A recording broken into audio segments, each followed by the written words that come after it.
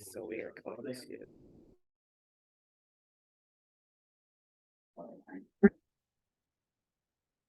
Well, good morning, everyone. I'd like to welcome you to the Tuesday, November 8th, Cook County Board of Commissioners regular meeting. And here we are at City Hall. I'd like to thank the city for providing a space for us. If we'll stand now for the Pledge of Allegiance. I pledge allegiance to the flag of the United States of America and to the republic which stands one nation under God, indivisible, and liberty and justice.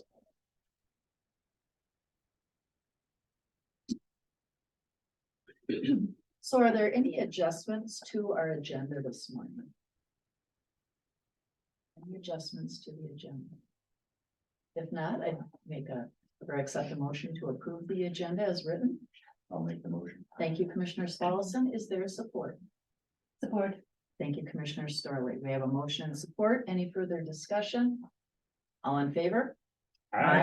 Opposed? Motion carries. We're now entering our public comment period, and this is an opportunity for citizens to appear before the county board. Are there any public comments this morning? Good morning. Good morning. Welcome. There should be a place to Yeah. sign in there. Thank you. I have done that part before. Right.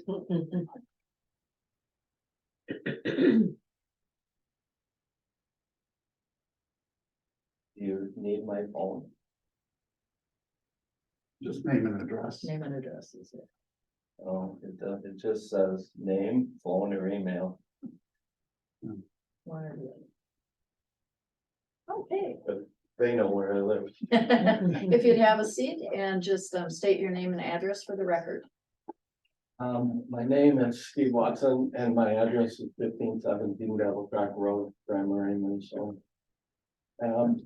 This might be a little bit disjointed because there's so many things I would really like to talk about, but first of all,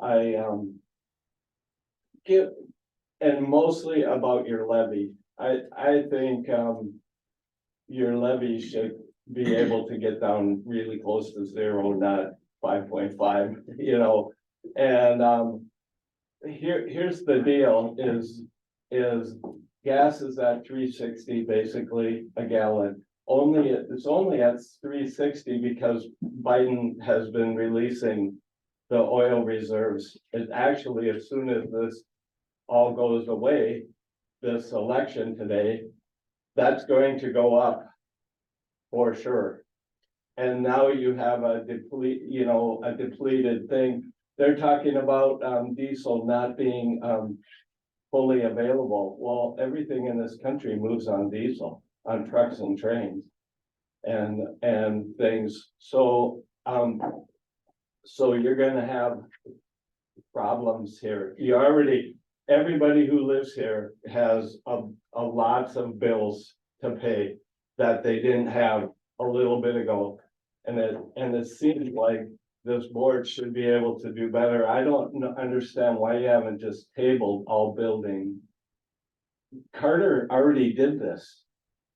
Carter, we already lived through this inflation thing, and where this inflation goes in 1982, it was sorry. I'll just open it and close it. But anyway, in 1982, it was 16 and 18% interest rates. And that's where this is headed. And building was shut down.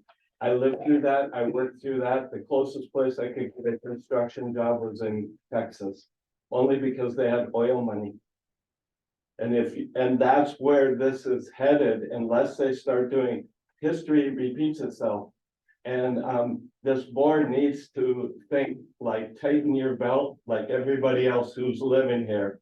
Tighten it up. Let's all survive together. And quit just thinking of ways to add more money to the budget, pay people more. You're just gonna get $2 million. That's actually, it's the government spending that's causing the inflation, and you're getting a piece of that. Why can't you figure out to take that $2 million put it towards things that it goes to, but that are in your budget. And let every person who lives in this county get the benefit of that money. It's our money anyways. They didn't have any money to give you. They took it from us who work here.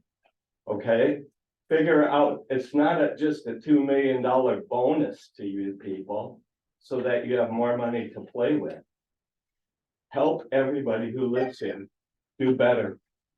You know, I'm hearing, that there, you did a study and now you might be, you guys are between a rock and a hard place with your with this thing, because you got county people, their bills, their money isn't covering all their bills, like my money isn't covering all my bills. And but then you have the people who live here on the other side. So anything you take from these people, they have less. Shoot, I'm sorry, I don't know what. I had called somebody this morning. So I feel for you for that, but they also live here and pay taxes too. And you guys should be able to figure out how to cut your budget. I haven't seen you cut anything out of this county in the time you've been here. And it's about time. I just call in your heads, tell them 10% off every department. Cut your budget. Tighten up your belt and get your foot off the neck of the people who live here. Because that's what you're doing. Anyway, that's my piece. You should do better. The other thing I would really like to say is, this study that was for raising the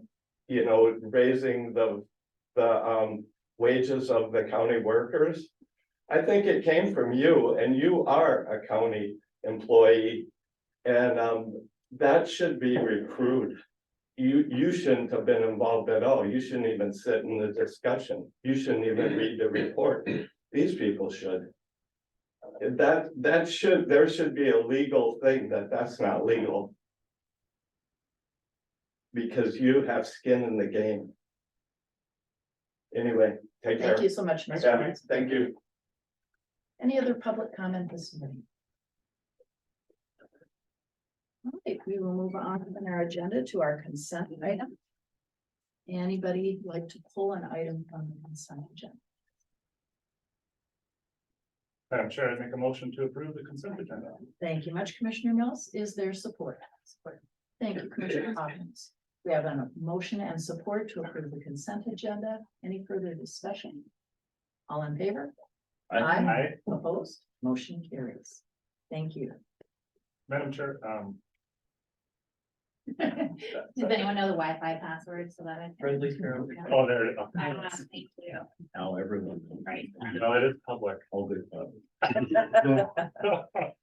All right.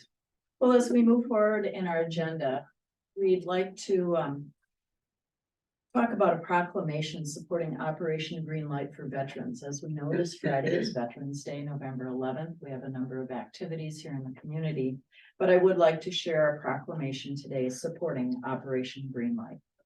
Whereas the residents of Cook County have great respect, admiration, and the utmost gratitude for all of the men and women who have selflessly served our country and this community in the armed forces. And whereas the contributions and sacrifices of the men and women who served in the armed forces have been vital in maintaining the freedoms and way of life enjoyed by our citizens. And whereas Cook County seeks to honor these individuals who have paid the high price for freedom by placing themselves in harm's way for the good of all. And whereas veterans continue to serve our community in the American Legion, veterans of foreign wars, religious groups, civil service, and by functioning as county veteran service officers in 29 states to help fellow former service members access more than $52 billion in federal health, disability, and compensation benefits each year, and approximately 200,000 service members transition to civilian communities annually. And whereas an estimated 20% increase of service members will transition to civilian life in the near future, and studies indicate that 44 to 72% of service members experience high levels of stress during transition from military to their civilian life. And whereas active military service members transitioning from military service are at high risk for suicide during their first year after military service, and the National Association of Counties encourages all counties, parishes, and boroughs to recognize Operation Greenlight for veterans, and Cook County appreciates the sacrifices of our United States military personnel and believes specific recognition should be granted. Therefore, be it now resolved with designation as a green light for Veterans County, Cook County hereby declares from October 25th through Veterans Day this Friday, November 11th, a time to salute and honor the service and sacrifice of our men and women in uniform transitioning from active service. Therefore, be it further resolved in observance of Operation Greenlight, Cook County encourages its citizens in patriotic tradition to recognize the importance of honoring all those who made immeasurable sacrifices to preserve our freedom by displaying a green light in a window of their place of business or residence. Is there a motion to approve our proclamation? I'll make the motion. Thank you so much, Commissioner Solison. Is there support? Support. Thank you, Commissioner Mills. We have a motion and support. All in favor? Aye. Motion carries. Thank you. We have a very busy, lengthy agenda for the Highway Department this morning, and we'd like to ask Robbie Hass to come forward and update us on a number of things. Yes, busy indeed. And Robbie, could you, Speak into the, yeah. Oh, we're not. No, it's- Yeah, it's audio just, going through the owl. Oh, yeah. hello. Well, I'm gonna ask I'll you- just, then, okay, I can do that. Commissioner Solomon. yeah. Just do it anyway, is that Yeah, we have a lot on here, it's spread out. We'll go over engineering services. I'd like to discuss on 4 different projects, kind of spread out all over the county. I think it's 3 different districts. And so the first one we'll go over is Devil Track Road.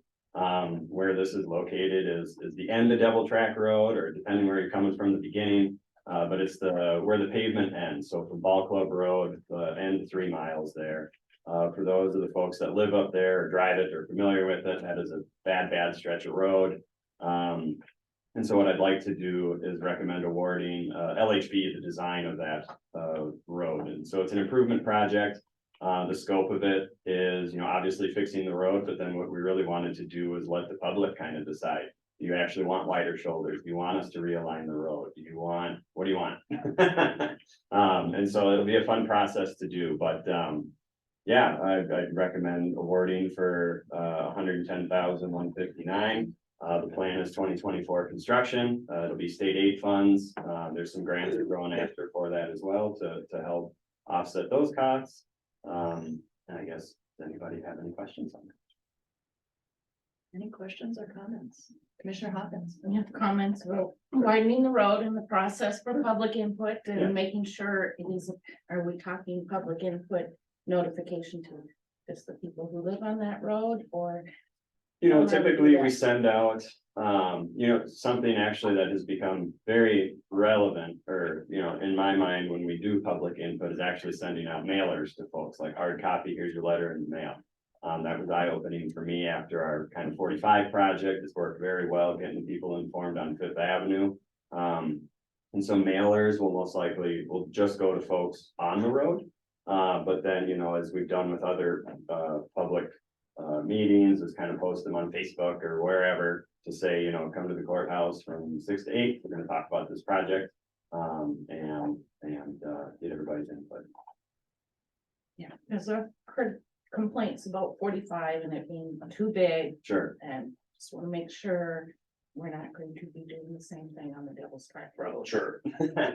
There are, for what it's worth too, because it's state aid, there are certain rules we do have to follow, given traffic counts and whatever. You can get variances for that. That's part of the process, where if we say, well, I'll just make something up, instead of a 12-foot driving lane and a 4-foot shoulder, because the traffic count says we have to have that.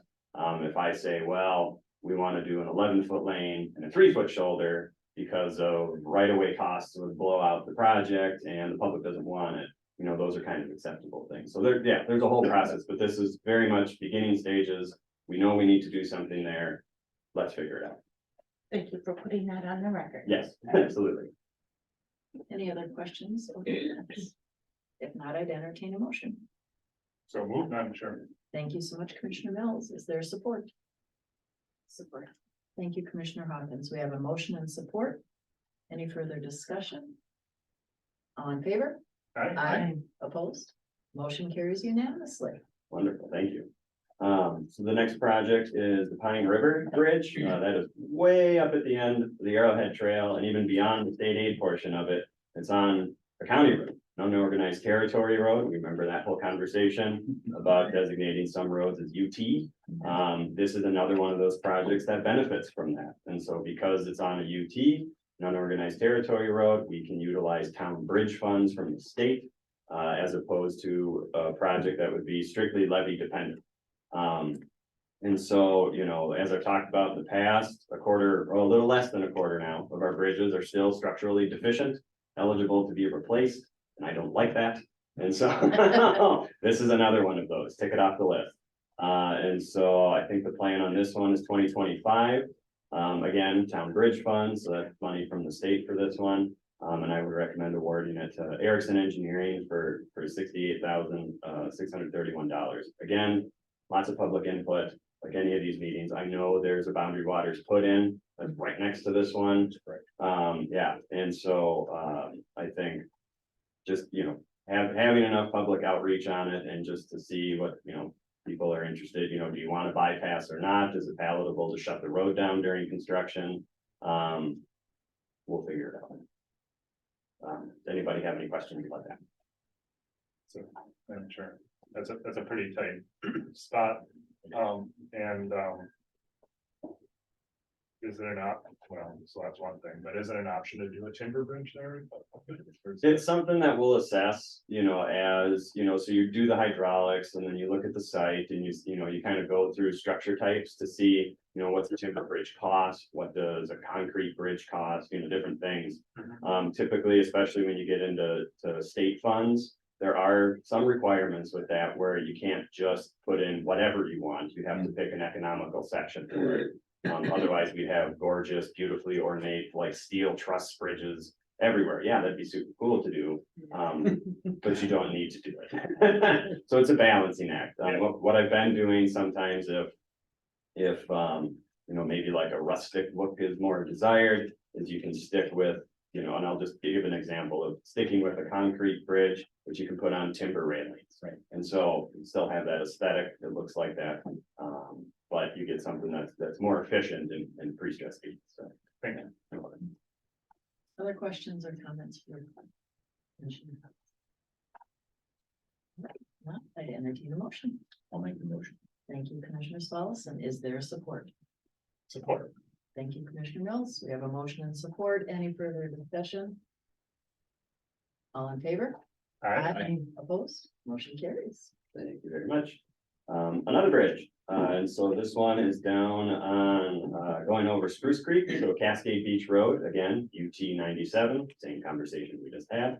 That's two bridges now on our newly, I guess at this point it's not new anymore, but our unorganized territory roads where again, we can utilize state bridge or state, town bridge funds to do that construction. And so I would recommend awarding Iverson again, for $62,771. The plan for this one is 2024 construction. And again, there'll be opportunities for public comment. Anybody have any questions about that one? Questions or comments? Oh, would there be an opportunity to do a timber bridge? Just Yes. Madam Chair, I do have a question, Robbie. Just in general, when you work with engineering companies and bridge work is required, Mhm. how much input do you feel you have? Let's say they want to do $1 million bridge, but you say, for that little area, could we cut it down to 50,000 or something? Mhm. What kind of work do you feel is important to communicate to bridge builders and engineers? I'm involved start to finish. And Okay. so it's, we set up this type of stuff because we don't have the capacity for like bridge design, for example. We can't do that in-house. We could, it would take us years to do. I did that in a former life, before coming here. And it's just a very, we can look at bridge plans someday if you got some time. And it's very, very tedious. And so we just don't have that expertise here, but as far as, and so that's why a lot of, these types of projects, we can contract them out. But yeah, start to finish, so we have check-ins at 30%, drawing, so kind of like when the hydraulic model is done, and we can say, all right, what type of structure do we want to do? I mean, I'm there at the beginning helping choose the structure type, so whether it's timber, whether it's concrete, whether it's steel, whatever it is, there's price points that get set with those, and so. Yeah, unfortunately, most bridges nowadays are right about that $1 million mark, so I would love a $50,000 bridge. But, we do what we can. Yeah, so I'm very much involved. The reason I ask that too is that Fall River Bridge, which is gorgeous, Mhm. has received a lot of comments. Isn't that kind of over the top for Okay, that kind of a bridge? So I'm just wondering how you work with engineers. to oh, sure, Make it. the one on the reasonable. trail there, Yeah. yeah, Ritchie Trail, yeah. yeah. Well, it's kind of to the point of, you pay for aesthetics. Yeah. It's a very beautiful bridge, and obviously I wasn't involved with that process, I don't know, but it's gorgeous. Yeah, thank you. You're welcome.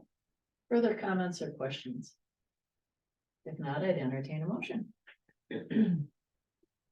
So move. Thank you, Commissioner Mills. Is there support? Support.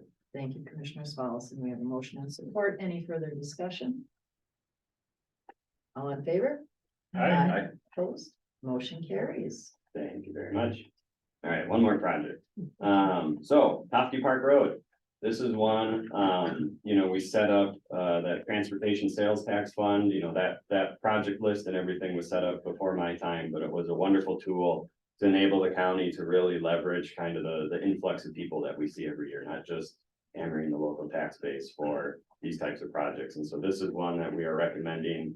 It's on the transportation sales tax list. It's sitting in there, and so it's an eligible project for that. I've talked to Brady in the past about, what we have on hand to do for projects, and so I think, it's just time that this one got done. It's on County Road 24, so it's either sales tax, purely levy dependent. I mean, there's nothing else to it at that point. The pavement, I think, is some of the worst on our county road system. The double track one is some of the worst on our state aid system, so we're starting to get rid of some of that. But that's another one that I would really like a lot of public input on. I know there's a lot, Tofte Park, just like it says, Tofte Park, I know the town uses it, the fire hall there, the post office, and there's a lot that could be done there. And so I really want that to be a very community-led project. To kind of, improve it. So I recommend awarding that to MSA, for $64,713. The goal is 2024 construction on that one. And one more thing, kind of an aside on the 3 previous projects. Whether it's state aid or town bridge or sometimes different types of funds, we can get reimbursed for the design. So this money does not come out of our coffers here in the county. It's reimbursable from the state. So the TST isn't, obviously that's straight out of our coffers, but for those other ones, I just want to get that out. Thank you for sharing that. I Yes. appreciate it. Yes. So is there any questions about Tofte Park Road? I guess? Commissioner Story. I want to thank you for this. I've been having discussions with you over a period of time. Especially when it comes to the 4th of July parade. And people are falling in holes when they're walking in the parade. So I just appreciate you moving forward with this and in the future sometime to come down to the township meeting and talk to those folks. Oh, sure. I will mention it to them, but it's on the paper, it's in the works. It's in the works. Okay, thank you for that. Any further questions or comments?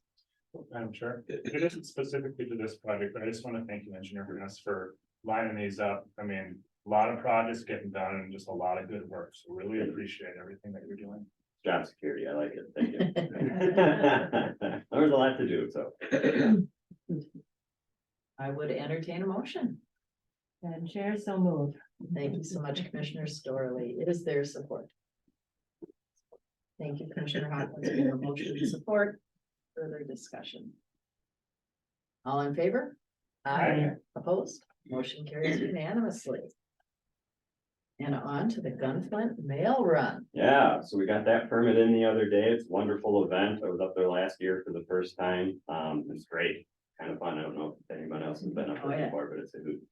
But we wanted to take this one off for consent because I had spoke with the event organizers about it, some concerns that they and I had shared and Sheriff Eliason as well, about kind of parking up there during those types of events. You know, you think it's in the winter time, you start parking on both sides of the road. You know, it becomes a little bit of an issue. And so, you know, they've always been on board with it. And, you know, I just kind of wanted to get it out into the public that, you know, for this type of event, and it's not just the mail run, you know, other types of events. I think we had success with it this past summer with the canoe races that were up there of just parking on one side of the Gunflint. It just lets traffic move easier. God forbid there's an emergency, you know, you can have that reliable access. And so, no, they submitted a wonderful permit. It's a great event. We liked working with them. And so I think just get it out into the world, park on one side of the Gunflint. And I think that they might have some temporary signs up, but just wanted to get it out there. Well, thank you so much. And having attended the mail run and worked there, I am really excited to have parking on one side of the road. Just on a personal level. Any questions or comments? Not, I'd entertain a motion. Motion. Thank you so much, Commissioner Salas, and is there support? Support. Thank you, Commissioner Storley. We have a motion and support. Any further discussion? All in favor? Aye. Opposed? Motion carries. Wonderful. All right. This next one, I'll actually pass off to Tia, our egg inspector / environmental specialist, because she can explain it a heck of a lot better than I can. So. All right, wonderful. Good morning, Tia, and welcome. Good morning, thanks for having me. Absolutely. So this is for a letter of support for a grant fund for the Great Lakes Restoration Initiative. So as a part of my position, I'm also the coordinator for the Cook County Invasives team, which is completely grant funded. There's no other funding or support for it. And so what support of this grant will do for us is give us the opportunity to have projects that we haven't been able to do in the past. Specifically for the highway department, we haven't been able to do a lot of treatment on places like the Gunflint Trail, Sawbill, Caribou, Arrowhead, all places that access the Superior National Forest, state park areas, and also our tributaries to Lake Superior. So we need to do invasive species treatment, specifically plants. Those of you who don't know, like, what exactly those plants will do to our environment. They are well and able to take over our native species and outcompete, and they can have a heavy impact on our environment. From there, for our Cook County Invasives team, Commissioner Sullivan and Storley have both been to those meetings, and we need better communication, preferably something like owls, different things of that nature. So this grant will help us have more effective communication by funding things of that nature. We also have a testing project that will be included in this plan for native plant restoration. So specifically, we choose 2 sites, culvert replacements, where we would use competitive native plants to outcompete native or invasives that can come in. And so in the past, we haven't had much success with the seed mixes provided by the NDOT or the DNR, specifically because our environment is very unique, as most of you know. So being able to test new plants and their viability to outcompete the invasives is a big part of the plan as well. Beyond that, outreach events. Some of my favorite things where we get to interact with the public, the schools. We had a few outreach events this year, just I think 3 1.5-hour events in schools, and we already reached 100 students. So being able to do that over a 2-year period, which is what the grant funds, would allow us to reach almost 300 plus students, and that would be all of the schools within the county, tribal lands, all of them. Beyond that, this will fund outreach events for our local businesses. So this is like the brewery or Fisherman's Daughter, anything that we can actually do large outreach events that will bolster their people that come in, and they don't have to spend a dime on it. This will help us coordinate those events, give out all the freebies we need, all the good stuff. So we get support for invasive species from tourists, locals, kiddos, whatever it might be. and they all get the benefits from it too. Yeah. So this is a request for up to $50,000 to support, again, a 2-year period for all of these plans that we'll have. But yeah, it'll help us continue on with the Cook County Invasives team and give me a lot more to do, which I have a lot of anyway. Well, thank you, Tia, and I know that for Commissioner Storley and I, having attended those meetings, one of the things we greatly appreciate is this is a collaborative group, and it's multi-agency, so it includes county, tribal, state, and federal individuals attending the meetings, and we find out we are much more effective when we work together. And so I want to thank you for your leadership in that group and for coordinating and for writing this grant. It's exciting. Commissioner Storley, anything like that you'd like to add at this point? No, I just feel grateful that we have Tia here to help us. We went a few years without anybody meeting, and she's come in and hit the ground running, and we're gonna hopefully work as a group and keep working on the non-native invasive little guys that wanna cover our county, which is a long job, but this grant will really help, so appreciate your work in this. Any other questions or comments with you? I have a question. Probably not this, but invasives in the county, and I've heard there's some out by the new bike trail, and that was MnDOT seeds, and do we think some of those were caused by MnDOT planting or using wrong seed mix here? So I believe those specifics along the trail with the DNR. Yeah, and we actually did have a very brief discussion. Commissioner Sullivan was there for it in our last Invasive team meeting. So we're kind of exploring that a little more. But yeah, there are a lot of invasives along the Uchigami, the new trail. So hopefully we figure out if there's anything we can do for that, because they're pretty dense from what we've seen. Most everything you see on there is invasive plant species. There's not many natives. I'm no expert, but I'm like, how did this get approved, and do we have any control what the state decides to use for seed? Do we get to say anything? We interject ourselves, I do believe, yeah, and so that's a part of me being here, is that hopefully I get to help make those decisions and at least be a part of it someone. Yeah, those big stock things that you all see, those are horrible. Those are mullins. They actually are pretty great medicinal. You use them. But yeah, they're funny looking. They're pretty alien-like and not the prettiest thing.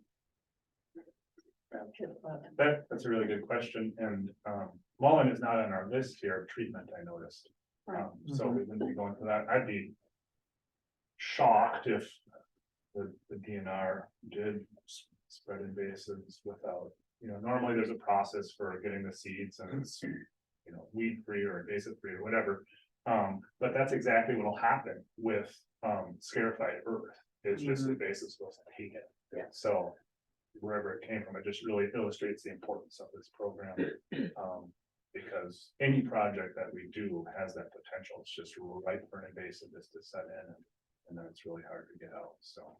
Yeah, and so the plans that we have are step by step. I mean, these are not just one-time seedings or one-time treatments. I mean, these are all planning periods that are at a minimum 3 years. So anything that we do, even if it's a construction project where we've seeded, we'll also go in year after year, I will, and monitor those spots and see how things are regrowing, and specifically if they're native or not, what we need to do to better that. And so again, the big plan for us to install new natives with better viability is a big testing project for us, and we really hope it takes off and there's some good chances for it.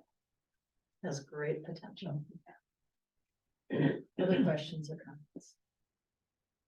Not, I'd entertain a motion to recommend approval for a letter of support. So moved. Thank you, Commissioner Starley. Is there support? Support. Thank you, Commissioner Hawkins. We have a motion and support. Any further discussion? All in favor? Aye. Opposed? Motion carries unanimously. Thank you so much, Tia. Yeah, thank you. I appreciate you. All right. Roland Watkins is up next. Good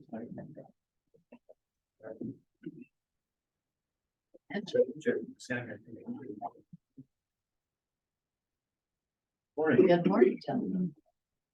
We have a handful of communication tower leases for you today, and Jay has done most of the legwork on them, so I'm gonna let him present them and he's here to answer any questions if there are. All right, good morning, commissioners. Morning. Lovely space we've got here this morning. In your package, you'll see in large part, two organizations represented for tower leases, that have previous to these leases that are in the packet, not been governed by a formal agreement between the county and the organization. This is Customs and Border Patrol and Great River Energy. These have been partners for quite some time, in our tower buildings and on our tower structures. However, we just have not had a formal agreement to manage it. It's never really been a problem in the past. However, moving forward, this is the direction we need to move, is to have formal agreements, so that we have our own liability covered and also are understood, who's doing what and how. So if you take a look at the first agreements between the Customs and Border Patrol and Cook County, you'll see there's two towers represented there.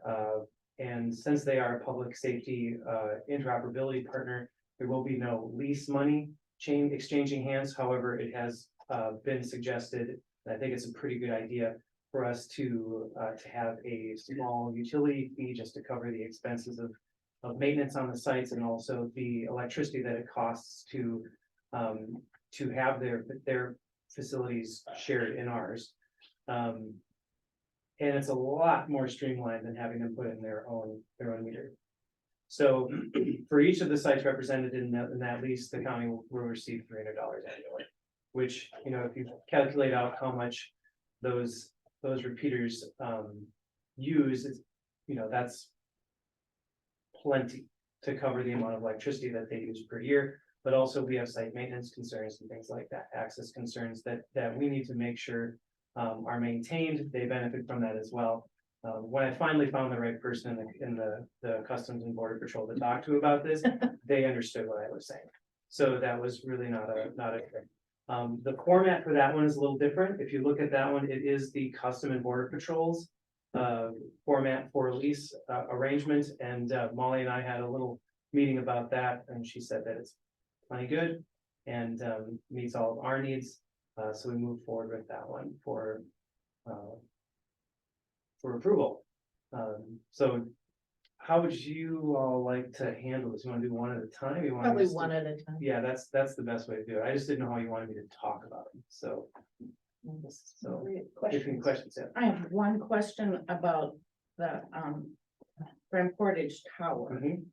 And it confused me that Cook County and Customs are having an agreement on tribal land. How does this work? Cook County has a lease agreement with the tribe for the space underneath the tower. Thank So that one is an interesting one. I've talked with Chairman Deschamps about that as well, because any money that comes into that tower has a 50-50 share with the tribal organization. So Bobby and I have been in discussion about how that works. So we're making sure that we're dotting the i's and crossing the t's. So we own the tower structure. right, and we have a lease with Grand Portage for that. For the tower. space. And now it's kind of sublet, whatever. Okay, Well, I just, yeah, it's- like, how does, Yeah, they're tenants. They're Government. considered tenants. So we have tenants on our tower structures, and that's really what the agreement is for sharing space in our building and on the tower structure itself. Similar to the relationship that we have with the DNR at Hopeland, where we own the tower, but it's DNR land, we have a lease there. And there are qualifiers or things in the lease, the DNR, as an example, they get to put state of Minnesota people, agencies on our tower at no expense. We add an additional tenant, they start to take 50% revenue. Very similar to Grand Portage, where just we're there, we're offering public safety and other services that they want to see. It starts to generate revenue, at least in that revenue. okay. Thank you for clarifying. Yeah, no problem. That was a great question and very clarifying responses. So thanks. Any other questions on the Customs and Border Patrol leases? Commissioner Not a question, but just want to point out, which kind of like got my attention under the prohibition of contracting for certain telecommunications and video surveillance. There's a definition for covered foreign country, and it's People's Republic of China. So with this agreement, we can't use technology from Huawei or ZTE Corporation. It's just really, you read about that in the news, and it's like, oh, that's interesting, and here it is, black and white, not allowed. This is, yeah, the Customs and Border Patrol definitely have a higher level of security than other organizations that I've been working with for securing leases. So, yeah. Good work, thank you. Excellent. Other questions? Madam Chair, Oh, the administrator. yeah, I just wanted to say thanks to both Jay and Rowan for getting these agreements in place. It's not like a super big deal, but it's important because it creates predictability, both for us and for the feds. And so I just think it's great that we've taken this step and really appreciate your work on it. And on that, Madam Chair, if I may, like one of the real big perks of having these relationships formalized is that I've been compiling a renewal schedule for all of the 65 tenants or so that we have on our different tower structures throughout the county, so that it is predictable, so that we can keep these up to a modern standard, and that we have the right to renegotiate when the time comes up, so that we can maximize the revenue that we can get from the towers. So that's pretty useful. It's great. Pretty strategic. Thank you. It's legal. Any other questions? Not, I'd entertain a motion. Motion to approve. Thank you, Commissioner Spallison. Is there support? Support. Thank you, Commissioner Mills. We have a motion and support. Any further discussion? Seeing or hearing none, all in favor? Aye.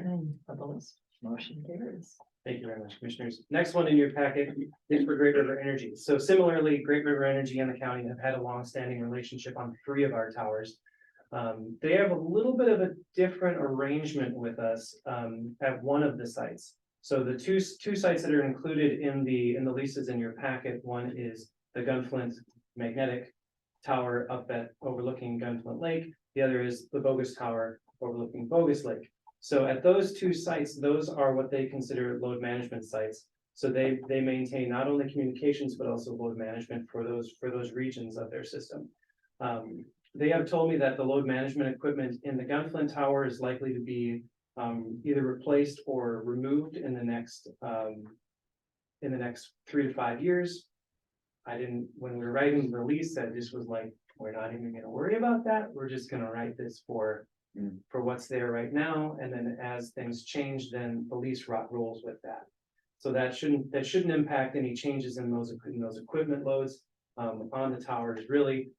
Those 2 sites would fall under the same arrangement, where it would be a $300 a year utility fee that would cover the expense and maintenance of facilities for their presence there.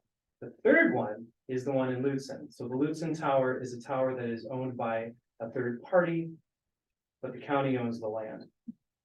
So the way our relationship with them works is that they have a really nice building there that we have some of our equipment in. So they have their building on our land, we have our stuff in their building, and it's a third party tower. So complicated relationship, it's a wash, is what we came up with for the negotiations for that. As long as we are in good standing, being safely housed in their building, then they can have the building on our land for no expense.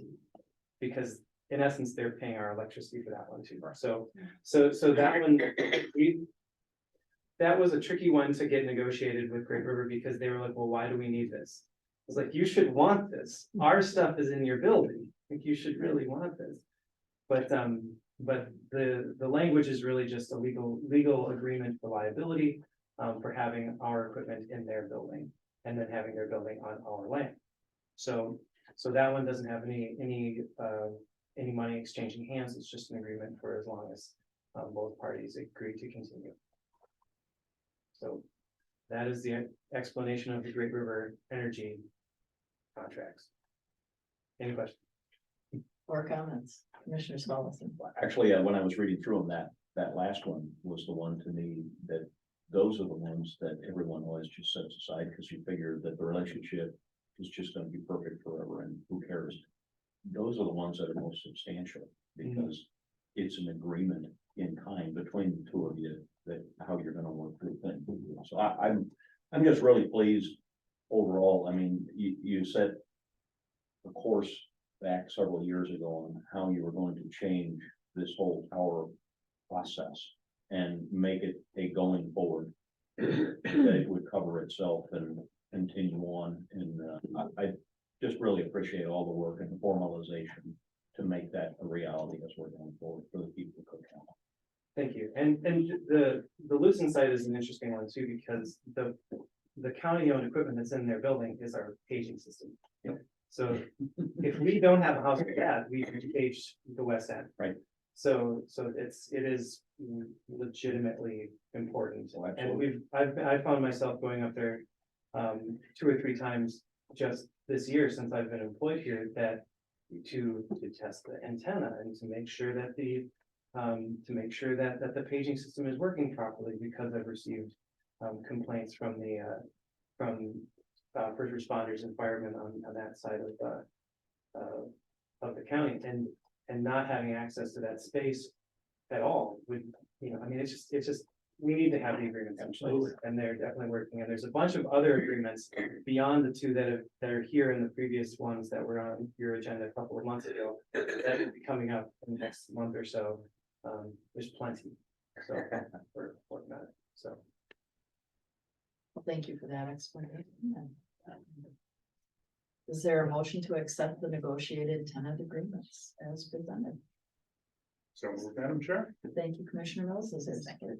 Thank you, Commissioner Hawkins. We have a motion and support. Any further discussion? All in favor? Opposed? Motion carries unanimously. Thank you very much. Thank you. Good work. Maybe see you later in the month. Absolutely. We're gonna move on to item 7. Assessor, and I see that Jensen is here this morning. Welcome. Yes, Madam Chair, Commissioners, I do have a printout here, and I talked to Attorney Hicken about handing that out. I think as long as we add it to the board packet, then we're okay, right? For the open meeting laws. So just before I go handing stuff out, I want to make sure that we're good. So down there might be an extra copy. I printed one for James and for Brady as well. So I have 2 updates on the agenda today. The first one is the Ty Blatnick appraisal review. And I've been working with Lake and St. Louis counties on reviewing that appraisal since we received it back in March, I think. And this is a draft.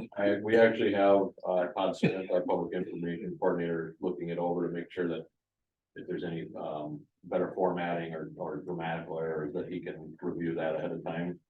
And then the plan is to, kind of hand it off to administration or send it off to William Crawford.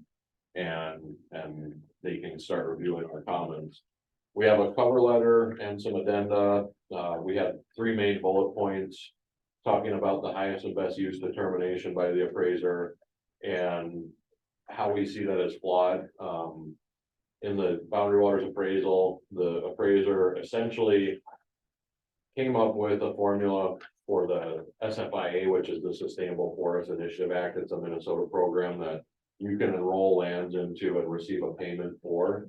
And essentially that was the only income stream that the appraiser Johnson had developed, and then applied our tax rate to our assessed value and said that, based on the SFI income and the cost of the property tax payment, it would be a net loss. And there was no other income stream developed in the appraisal.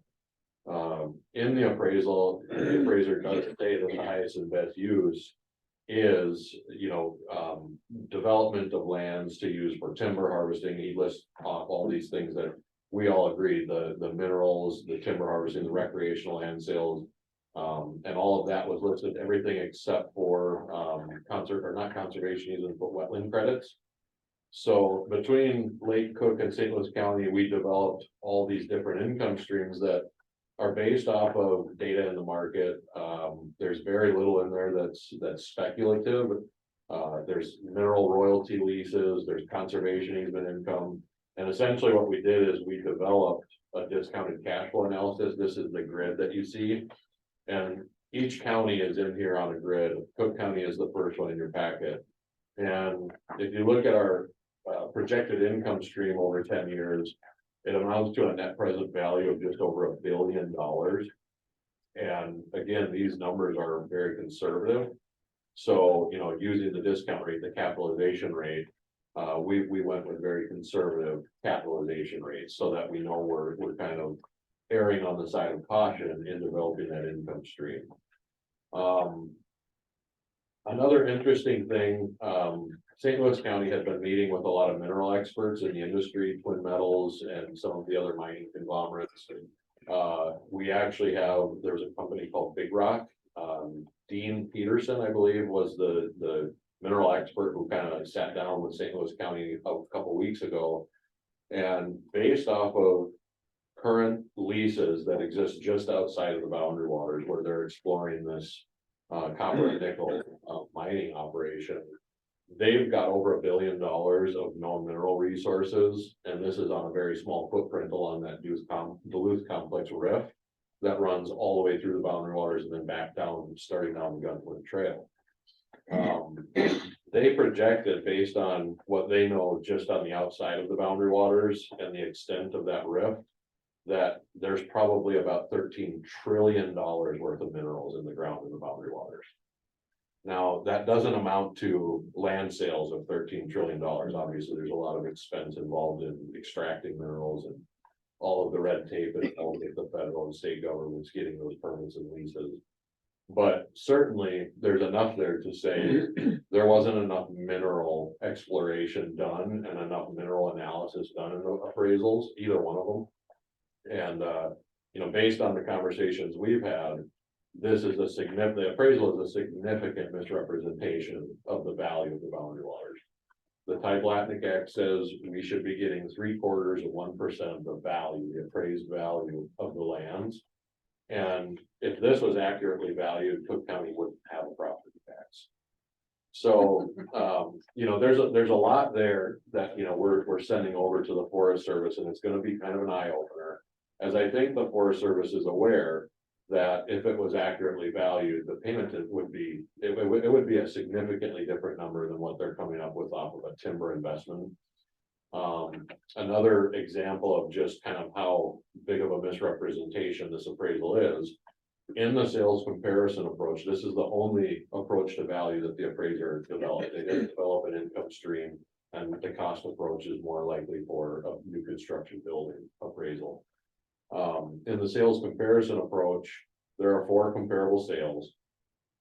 An appraiser is supposed to select the most similar properties that have sold, and his sales go all the way back to 2010. So obviously there's a very wide window, 2010 to 2018. One of the sales is a whole bunch of non-contiguous parcels in Lake County that all of the timber has been harvested off of, and it has a conservation easement on 55% of the land, and there's no lake shore. So this is supposedly one of the best sales that you could find to compare to the boundary waters. It's significantly smaller in size. And again, with all of the timber harvested off of it, it has very little value, even to a recreational. There's no lake shore, there's no trees, nobody wants to buy this. It's essentially a conservation easement at this point that's the value or future timber management. So when you look at that as being one of the selected comparables, that there's either a process that is not being followed appropriately or an omission of some sort. There's certainly much better representation sales out there that could have been used. And, that's the story across the board, one or two of these comps may have been appropriate, but certainly a couple of them, 2, 3 of them are not appropriate. There were also a number of errors, when you compare the 3 reports side by side. In Lake County, one of the properties, all 4 of the comps are the same. They use the exact same comps in all 3 appraisals. But on the grid in Lake County, it's missing a negative adjustment for conservation even on that small property that sold for $2.99 an acre. There are also errors throughout the report where he's listing sales that were analyzed but not used as comparables. So there's a number of other sales that were considered, and then, to give a small reason of why they were thrown out. And on one of those, the calculation for the sale price per acre was way off. It was like calculated at $300 and some dollars. The actual calculation was over $1,000 an acre. The appraiser is kind of just glancing at these numbers, and this error was consistent in all 3 reports. Glancing at these numbers using some deductive reasoning, they may have just thrown that comp out, seeing that sale price per acre and saying, well, this is not an appropriate comparable, but in the end, maybe it was. That's kind of one of those errors that affects the flow of the appraisal. Also on the conservation easement, he calculates a adjustment for what a conservation easement affects the sale price of a property. Obviously, the boundary waters is being appraised under a hypothetical that there are no restrictions, no conservation easements. And some of the sales, in fact, 3 of the 4 sales, I believe, had conservation easements on them. So they're gonna sell for a reduced price because with a conservation easement, there's only so much you can do. It's usually spelled out in that conservation easement. And it's calculated wrong in one of what they do is called a paired sales analysis to determine. So this property has a conservation easement, it's sold for, $500 an acre. This property is very similar and it's sold for $1,000 an acre with no conservation easement. So there you can kind of deduct that the conservation easement affected the value by about 50%. So in his formula, in his process of determining that adjustment, he calculated one that he says has a conservation easement on the entire property. It's actually only covering 15% of the property. So this is sales verification. It's an omission. It's in my opinion, an error. It's another part of the appraisal that affects the flow. The adjustment's going to come out wrong. So the grid's going to come out wrong, in your opinion of value come out wrong. There's all kinds of errors like that. When you look at Lake and Cook County, when he calculated that income stream off of SFIA payments, it amounts to a negative total. But in St. Louis County, that's not the case. In St. Louis County, it was a positive number. However, it still showed negative on their appraisal. It was like he had taken the 3 reports and just popped in the numbers for each county and didn't do a whole lot of analysis. But now later in the St. Louis County report, he does reconcile that. And it's worded very poorly. It repeats the same thing twice. It says, it starts to set up, the paragraph starts by setting up and saying, through the SFIA income after paying, the property taxes on the property, it amounts to a positive adjustment. On the other 2 appraisals, it says negative. And then right after that, it says, which is a positive outcome. So he repeats the same thing twice, and it's very much like it looks to us that the appraisal was rushed. They were not done appropriately. And, I'm not sure what the reason behind it is, but it certainly seems like these appraisals are not an accurate, fair representation. If you had gone through and developed this discounted cash flow analysis, like they had done in 2008, it would have certainly said something significantly different than what his paired sales analysis came up with, which for Cook County was $800 an acre, roughly $190 million of value. So based on our work, that's not even 20% of what we think it's truly worth. You take some of that, the conversations that we had with Big Rock, the mining, the experts in the industry. And when you start talking about $13 trillion of minerals in the ground, it's quite eye-opening. Even $1 billion is eye-opening. Now we're talking $1 trillion or 13 trillion. So certainly a lot in that appraisal that we found flawed. at this point, you know, we're gonna be submitting these comments, this packet after it's been reviewed. And all of our final touches put on it will be sent over to William Crawford. From there, I'm not sure where the county goes. I think we kind of wait and see what we hear back from them. Certainly, aside from the review of the appraisal, the 3 county assessors are in agreement that we need to prepare for 2028.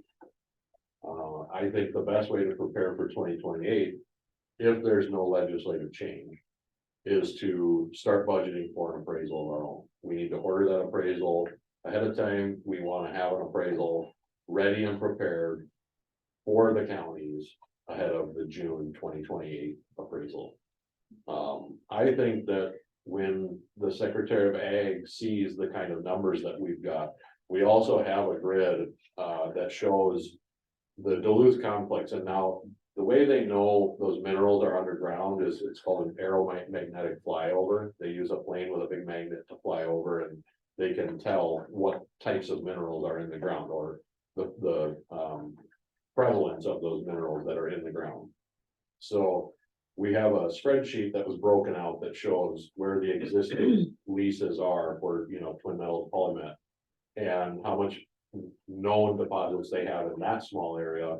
And then also looking at the rest of the Blues Rift, and it breaks out the 3 counties. I think for Cook County, it was over $5 trillion is what they were projecting from Big Rock. So I think with our review and some of that information from the mineral experts, it's going to be very compelling for not only the Forest Service to look at it, but the federal government in general to look at it. And they're likely going to continue on saying that they're recommending a change to the legislation, the Tide-Blatnick Act. I think it's in our best interest to keep the payment set up the way it is and have an accurate appraisal done. Because it could amount to a significant difference in the valuation. I do think that, you know, the county boards and the administration need to continue to have conversations about proceeding with conversations with state lawmakers that, you know, work in Washington, federal lawmakers that work in Washington, and try to find a resolution, not only to the 2018 appraisal, but moving forward. And, you know, whether that is, you know, I think it would be favorable to us if there was a rewrite of the Tide-Blatnick. We had conversations since the appraisal results came in, with Pete Wyckoff, and, you know, some of that, I think that's Tina Smith's assistant, and some of the other federal lawmakers, and it sounds like they're all kind of on the same page that a rewrite of the Tide-Blatnick that indexes the current payment is favored by all. The Forest Service has said that they would support that. They sent it to the Energy and Natural Resources Committee or something like that, and they kind of said, well, just have a new appraisal done. And, you know, that's where I think we're at now. I know when I had that meeting with Pete Wyckoff, the general tone was that, you know, anything approval in Washington DC is not easy. So, you know, we're kind of at the mercy of the Secretary of Ag and their final determination, I think. I'm not sure, you know, how much of this review appraisal will actually impact the Secretary of Ag's decision, but I certainly think there's a lot of information in here and a lot of information from the mining experts that would suggest that something needs to be done moving forward. And if you guys have any questions as far as boundary waters or you know, our review of the appraisal, I'm more than happy to take those. I would just like to thank you so much for the good work that you've done, and in collaboration with the other 2 counties. It's a severe undervaluing that we've been given for boundary waters, and this is a great step in providing data and sound information to combat that undervalue. So thank you so much for your work. Yes. Commissioner Spruce. Thank you. Well, thanks again. It seems like 2 years ago, we formed the committee to start looking into this. And with the assessors, they have the final minutia detail that's in this draft. And that's what's so important, is to get to the missing components and what are they kind of overviewing and just putting in numbers and just saying, well, that should be enough. That's why I go to Washington DC. That's why I go to the Capitol Hill, to meet with Tina Smith and to meet with people who need to change this in the future. Because if we're not represented, as I've always said, if we don't have room at the table, I'll bring a folding chair. Thank you. Other questions? Commissioner Scott? Thank you, Madam Chair. Yeah, this is outstanding work, and I think what's really compelling is that you're offering up new valuations that weren't just known, but not considered, but the mining piece, let's face it, we've all seen, you know, pushing back because we don't want it to affect the boundary waters. I don't want anyone to misconstrue that we're advocating to bring in mining companies. We're saying, but if the minerals are there, then the valuation is there. And you're right, I think it would be a hard pill to swallow to look at that valuation and then say, well, yeah, let's compensate them fairly. I think you're right, that would be compelling to change the Tyblatnik Act, and to me, that wouldn't be a bad thing if it set in an escalating, you know, overtime payment that would take into consideration whether it's, you know, inflationary effects or something else, but set something in that would give us something to work at. And as you know, Brady has pointed out to us, we're never really sure when these things come around, and having consistency and knowledge ahead of time allows planning and things that you know, we've been prevented to do. Sometimes we're happy with the results. This past one, we certainly were not. So I just really appreciate the work put in. I'll spend some time and we'll go through this, but from what you told us, tremendous amount of work has gone into this, and the valuations and the methodology that you used, to me, sound very compelling. So thank you. Yes, thank you, Commissioner Smolson. That's actually a very good, important piece to keep in mind for anybody, you know, watching the meeting or reading an article about this. Is this appraisal is done under the hypothetical that there are no mining restrictions, that there is no boundary waters designation, and that this was just a privately owned piece of property that was coming onto the market for sale. In no way is this pushing for, you know, mining or suggesting that we start mining near or in the boundary waters. It's the county asking for the federal government to honor the Tyblatnik Act that was put in 1942 to compensate us for taking those lands out of the property tax base. Yeah. It's a very important point. Commissioner Mills? Thank you, Madam Chair. Thank you, Assessor Thompson. This is incredible work. Clearly you spent a lot of time on it and you have expertise up the wazoo, and it's just so ironic that they reduced our payments. If they would have kept our payments the same even, I think we would have just said, okay, you know, we'd like to have done a deep dive here. And maybe we should have, you know, we've demonstrated that it would be to our benefit. But just like everyone else was saying, and as you pointed out, if they rewrite the act, we had hoped that it would be in our favor in a fair way moving forward. And without rewriting it, we're owed a lot of money. So I would think they would rewrite it. Yeah. It's just, my only fears are that they rewrite it to not our benefit, right? That's something that's, that's just a reduction because they could, right? That's the legislature and the federal legislature. My other fear is that they see your good work and say, come work for us. Yeah, thanks for that, Commissioner Mills. I kind of thought that Crawford had really taken to me when we did the review of the first 2018 appraisal. I remember sitting in that meeting, Molly was in there, and he said, you know, none of the other counties had a review like this. Yeah. So, but you're phenomenal. It's, time and time again, you demonstrate your competency and your excellence. So I just really appreciate you. Thank you. Yes, and a lot of, you know, I want to thank Lake and St. Louis County as well, because they put a lot of effort in. You know, a lot of that timber analysis was done by St. Louis County. They did kind of take the charge with a lot of that mineral aspect, of mineral component, and you know, actually Dave Sipple, the St. Louis County Assessor, said, I think we should invite our administrators and some county board members to come and sit with Big Rock, the firm, the mining firm. And just kind of get the tone of how they feel. In the appraisals, the three appraisals combined, the mineral estate is declared as $9.5 million in the whole Boundary Waters. That's a far cry from the $13 trillion that they, and Dave Simple said they almost fell out of their chair laughing when they heard 9.5 million. Yeah. Yeah, that's pretty ridiculous.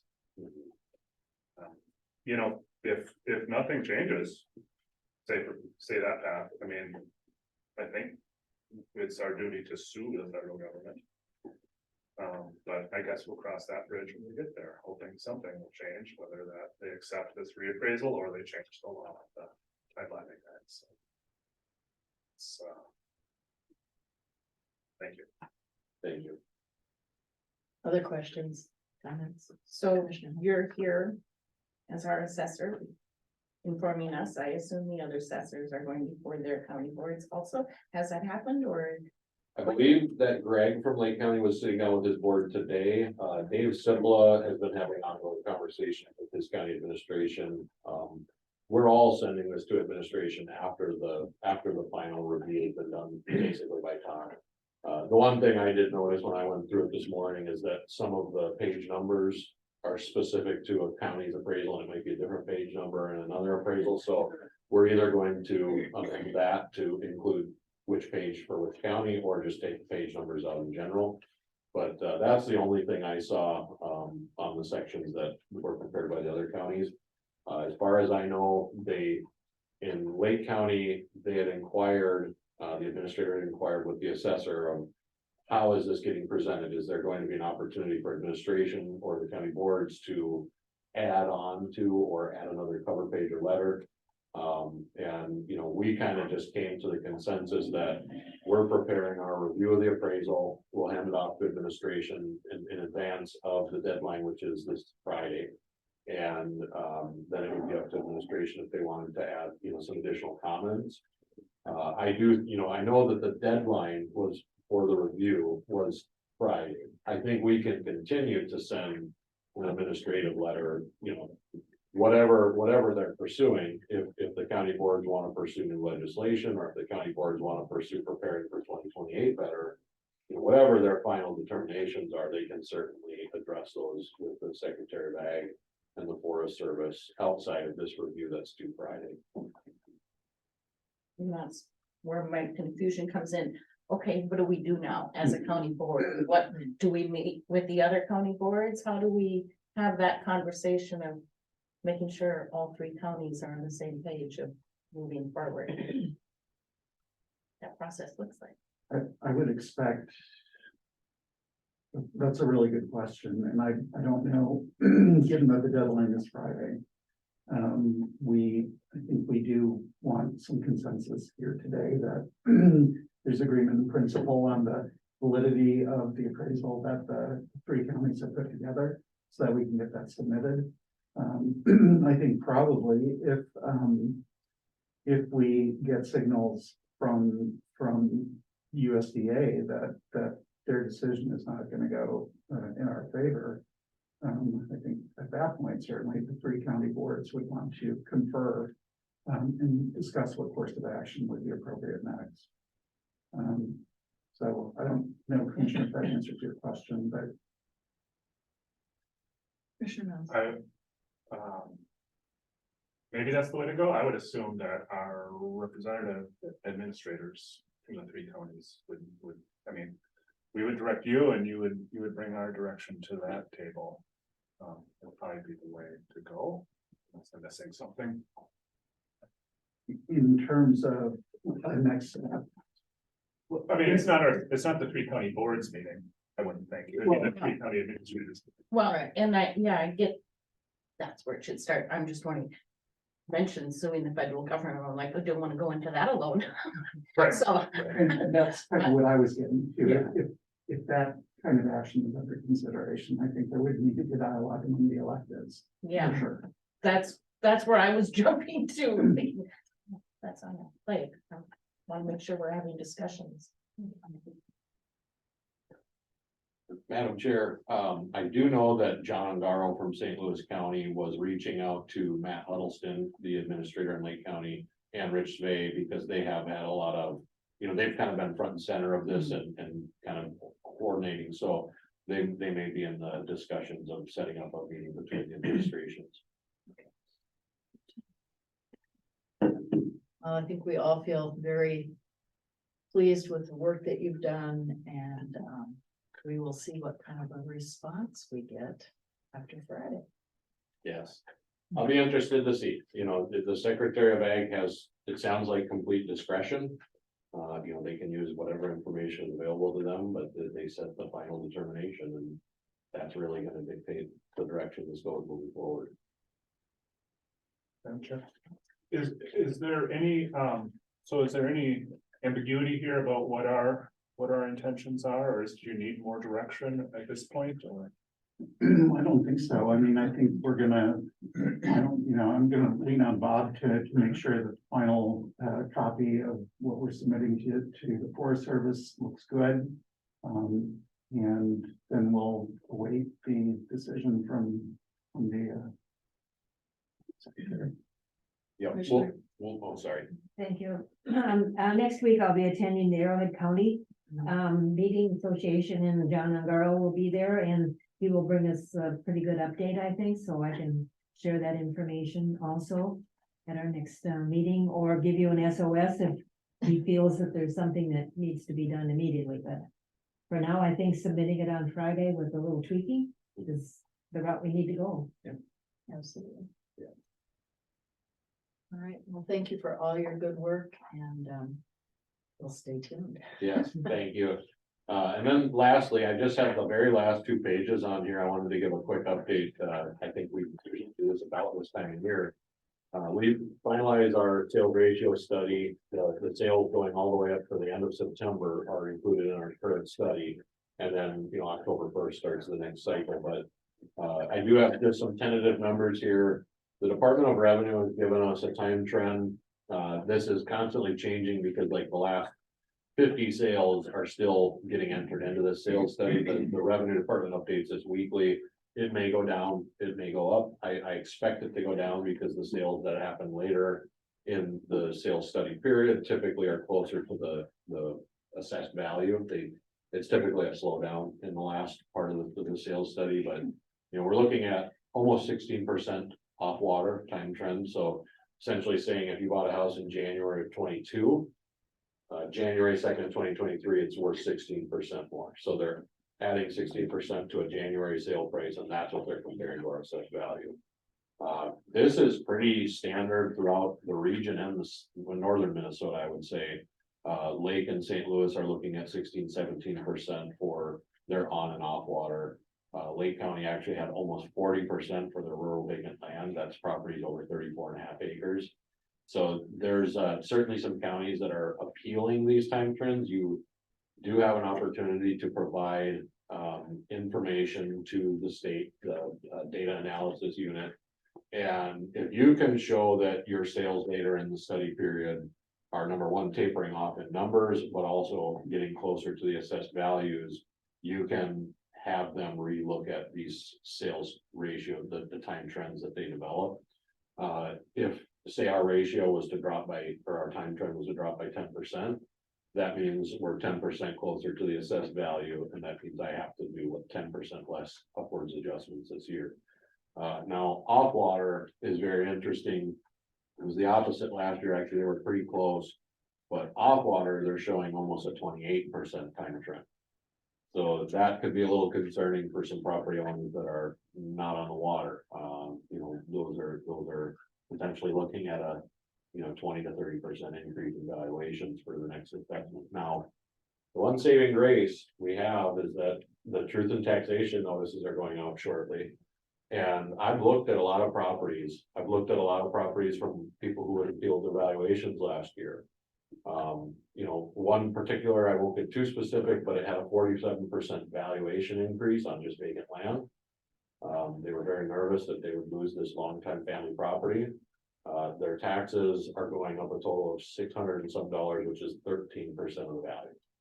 So, a 47% value increase didn't really, in the big picture of things, it's not a huge impact on that property. It's minimal in the bigger picture. Some other property owners that, saw 20 to 25% increases are actually seeing a decrease in their taxes. We've been seeing that. A number of appealers who, either did or didn't attend one of the boards are going to see a decrease in their taxes. Now, we do still have some referenda on the ballot that could change these tax estimates for next year. So, but, I do think that a lot of people, when they get these truth in taxation notices, they're gonna realize that, hey, a huge value increase doesn't always mean a huge tax increase, because it's really just the dispersion of the county levy, the budget to those properties, so. Hopefully, our appeal season isn't as bad as last year, but that 28% is higher than anything we did last year, with time trends. Time trends last year were closer to 21-22%. Any other questions or comments? We will look forward to seeing you at Truth and Taxation at the end of the month, November 29th. Yep, I will be there. All right, well, thank you so much. We appreciate all you do for us. Yeah, thank you. Do you guys want me to stick around for? Yes, please. Okay. I figured. All right. Auditor Powers. Thank you, Madam Chair. This first request is just to set a date, a time for a public hearing. This is primarily to set the license fee for the vacation rental host compliance. And I'd like to get it done as soon as possible this year yet, in anticipation of next year. So at our next meeting, the suggestion is December 13th at 9 a.m. And I'll send it out for other departments that may have fee changes also, but this is primarily license. All right. Any questions or comments for Auditor Powers? Not, I'd entertain a motion to set the date for the public hearing. I'll make the motion. Thank you, Commissioner Swallowson. Is there support? Support. Thank you, Commissioner Hawkins. We have a motion and support. Any further discussion? All in favor? Aye. Opposed? Motion carries unanimously. So second item is, you've seen this before. This is the news we got on our fiscal disparity about a year ago. That we would have a huge jump in fiscal disparities for 2022. The amount calculated a year ago, August, was $1,399,000. And those are made in two payments. So we've made the first payment in June. The second payment, we just got notice of it on Monday, is now due. The history on this is that because of some changes you're well aware of in our classifications and going from seasonal to non-homestead, then ordered to go to commercial and then back to a new legislative approved status of non-homestead, caused big variations in our classifications. And the fiscal disparity formula uses 2 years in its computation. So you get, when you have a large swing in a class, a commercial class, where we had a big increase in commercial and then a big drop, and it uses both of those years, and numerator and denominator. So the intended purpose of fiscal disparity is to capture 40% of the growth. Well, that didn't happen. Because of that anomaly in the numerator denominator, we were attempting to capture over 100% of the growth, which of course is even impossible. But that caused a great swing in our fiscal disparity. But at the same time, this formula in statute also limits the amount.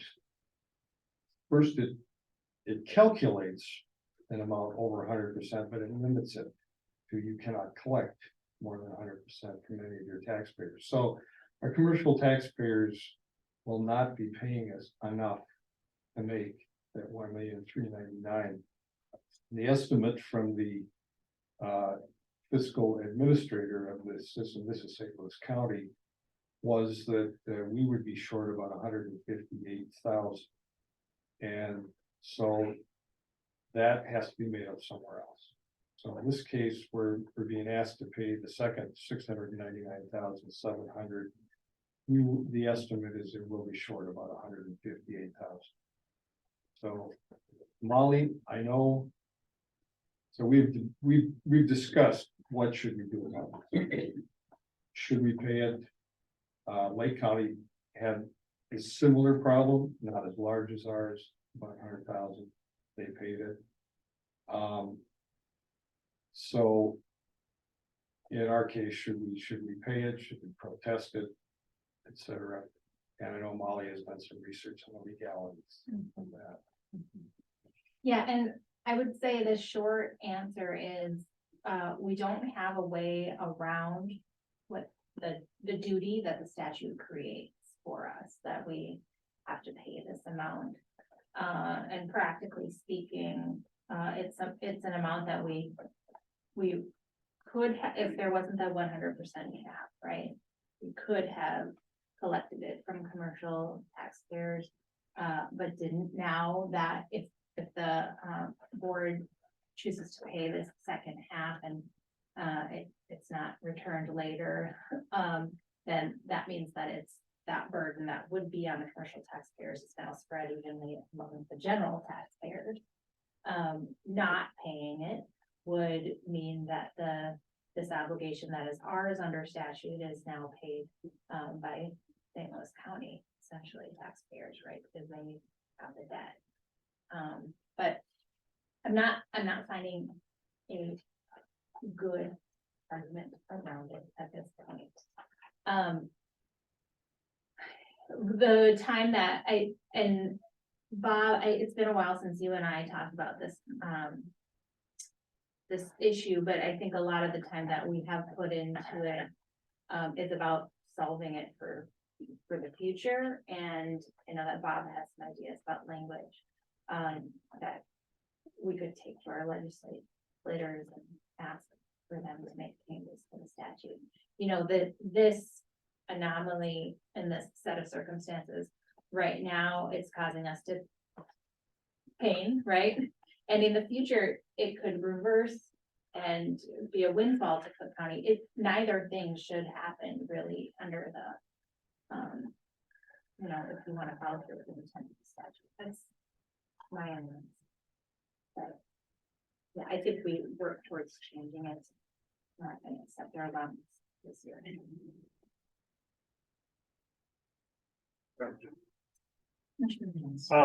I think we need to follow the law and we just don't have to do it quietly. And we can try to get some change made, and I really appreciate Assessor Thompson's input there when the time comes. I also just want to express my frustration. We all sit in regional meetings and maybe you don't experience the same thing, but there are times in the regional meetings where we're doing check-ins and updates and that kind of thing to see what else is going on in the region with other counties. And I often get frustrated with some of the decisions other counties are making and just the impacts that has one or two steps down the road. A lot of it has to do with employment of staff and just different relationships there. But it's almost, yeah, it's just really interesting. I guess the only way I would see a windfall for Cook County is if there, or maybe if and when there's a huge increase in mining in one of our partners, but yeah, I mean, that keeps being talked about, and now I hear the mining company in Aiken County is, you know, mining, but then going to North Dakota with the product, and I don't know how that affects all their calculus too, but all that plays in my mind when we're talking about this. It's almost as if we're, and this is not fair, but it's almost as if we're being punished for being successful. In our community with our businesses and just trying to find that balance. I certainly care greatly about the whole region, but I think this illustrates that that's a little broken, and we should talk more about it with our state legislators. So, thank you both for your work and insights there. Commissioner Swallowson. Thank you, Madam Chair. Yeah, I was a strong advocate to have our county attorney look at, is there a way to not make this payment? And only from the aspect of trying to leverage that to force someone to get more attention to making the changes. That's really my only intent with it. And it does make me take a big step back. I don't want to put the burden on the taxpayers of St. Louis County. That isn't fair. You know, they didn't write the statute specifically. So, yeah, I mean, if we have to pay it, that's fine, but I would certainly then shift my advocacy towards making a lot of noise that this doesn't happen again. We owe the commercial taxpayers that, you know, we're burdened with this. No, we didn't collect the total amount, but they certainly carried a tremendous burden for a flawed calculation, and the fairness in that, well, I don't think anyone will ever find it. Right, so what people are looking for in those circumstances is what's being done to rectify it so that, you know, the business owners can have confidence they're not gonna end up back there again, because no one was prepared for, you know, when that came in. And Madam Chair, I guess, and following, or just adding on to that too, and my previous comments, this is a pretty unique situation, just as far as the change in the classification of properties. That's pretty huge. But when you're dealing Even with a so, yeah, flawed exactly, calculation. yeah. This was promoted because of this change. Yeah. I want to make sure this is reviewed to the extent that, you know, it takes those kind of things into effect. Yeah. And whether it's through the calculation or if the calculation gives you these strange results, that there's some type of way to adjudicate that through a review process or something else to challenge it and correct it and put that in the statute versus just, well, pay it. You know, that's the part that is offensive both to the, you know, it offends me on behalf of the people that had to pay those much higher bills, and then from the rest of the county because the burden got shifted as well over to them. So that's my only aspect of this one that just is unsatisfying yet. That we don't have a clean avenue to get to the resolution that's desperately needed. It's a very, very complicated law. Yeah. Calculation, and given that, to do a little more work, cause a little more research and some work to either to correct something in that calculation, either that, or as you say, add something on. If something like this happens, here's a process. There's a process to to review. cause some moderation. Yeah, either would be fine. Look at our health insurance. You know, if we have a 30% increase because we're in a joint effort, you know, our service cooperative has an agreement that will, when anybody's out of whack, okay, you come down a little bit, you share that burden for whoever. I mean, that would be some kind of a simple solution, but anything to the formula, of course, is going to be, it has to be really researched, because you could create some other unknown situation that no one can foresee. Correct. That's why I'm more of an you know, Right. I would really lean towards the other. I don't know that you can ever foresee every permeation that could occur in, you know, the tax process and that to me is just the easier, and you get the right people with the right backgrounds to sit down and look at it and say, okay, I think we see what happened and why it happened, and here's a resolution to that, you know, so that no one is treated unfairly. Thank you, Madam Chair. So, the way the legislation reads for, fiscal disparities. There is an option to adjust that denominator, and there's actually a couple of them. One of them is if there's a tax court settlement. So, this is much more common down in the Twin Cities where, you have United Health Group has $100 million valuation. If they get an adjustment from a tax court settlement, it's going to affect fiscal disparities. I actually talked with my brother about this issue the other day.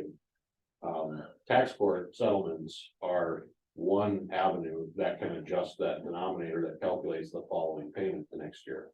When I had looked at this with Molly, the one suggestion I had was to just add in there right after where it says, these few things that can cause a change to the formula.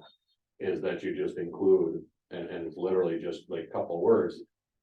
Legislative changes to classifications could be another reason for adjusting that denominator. And I don't know that that would have much ripple effect because it's something that's happened after the fact. You're literally just including that as a reason for adjusting the calculation. Post when those numbers were posted. So that could be a potential solution moving forward. I do know there was some legislation, obviously no bills got passed last year, but I think that was more focused on providing relief to the taxpayers, the business owners, and certainly there was. Which we certainly supported, but it didn't fix the issue, from abroad. Right, and one problem I see with this is, you have a place like, I don't wanna give the exact name, but a bigger resort in the West End. Was previously classified as a seasonal resort. They did not qualify for the 2022 assessment. That is $8 million that now comes on as commercial tax capacity. It's not new, it's always been there. But it's in the formula for fiscal disparities. Now it looks like we had a new $8 million business added in 2022. If that business now qualifies in 23 for a seasonal, that's gonna cause an $8 million drop off of the denominator. So when the three businesses burned down in town, that's a loss of commercial tax capacity. It actually caused our payment to go up. For 1 year. So is there a way we can pay what we owe, meet our statutory obligation, but write a letter in protest?